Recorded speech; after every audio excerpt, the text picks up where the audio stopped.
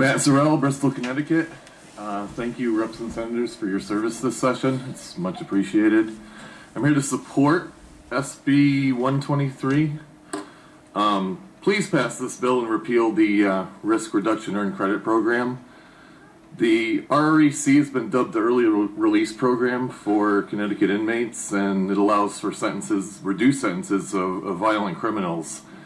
And I'd like to contemplate over and above pled down charges from the original trial.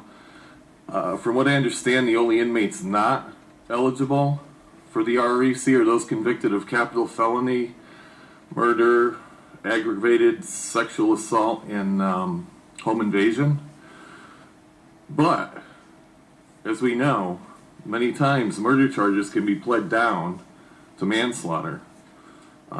Aggravated assault can be pled down to rape, and those convicted of these and other lesser crimes then become eligible for early release. To illustrate, I'd like to offer kind of a case that happened in New York. We're all familiar with After the Newtown Sadness very shortly. The gentleman that set his house on fire and committed murder with the first responders. His name was William Spengler, and there's a backstory to that. What William did before that crime happened, back in 1980, William Spengler bludgeoned his grandmother to death with a claw hammer. All right, I think the coroner mentioned there may have been 13 blows. Try to imagine putting yourself in. None of us can imagine putting yourself in a head like that. It was very tragic. So what happened? He was convicted, but he pled down to manslaughter. My point being, that's not in Connecticut.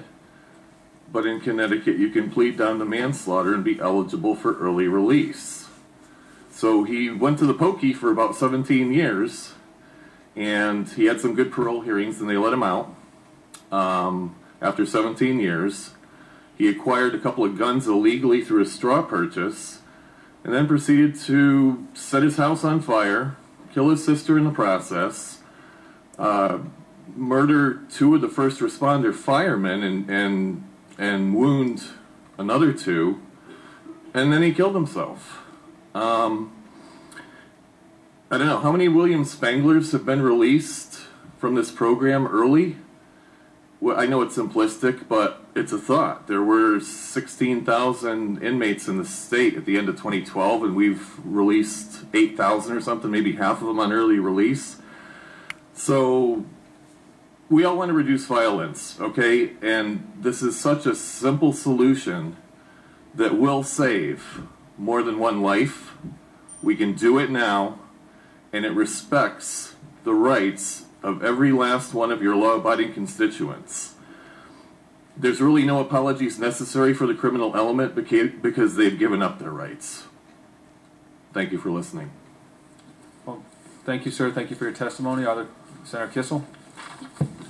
Thank you very much. And I've asked everybody about this regarding Senate Bill 123, and that's that it seems to repeal the entire earned credit program. And to my mind, a lot of folks draw a line between violent offenses and nonviolent offenses. I understand the concern regarding plea bargaining, what might be underlying fact pattern that could be classified as violent to something nonviolent, but typically that doesn't occur. If we were able to move forward with this, just focusing on the violent offenses, taking them out of the program, would you find that would be a positive move on our part? I would have to partially agree. I scoured the internet looking for statistics on this, and I couldn't find any, especially on the murder. I guess I would point out some of the, it's terrible to say, lesser offenses, aggravated sexual assault down to rape. We all know that each case is individual, and there's a lot of extenuating factors. I'm not purporting that they shouldn't be considered. That would be somewhat short-sighted. I would have to say yes if you include the top half. Yeah, and again, plea bargaining aside, I think, if someone's convicted of a nonviolent offense, they're out in relatively short time, one way or another.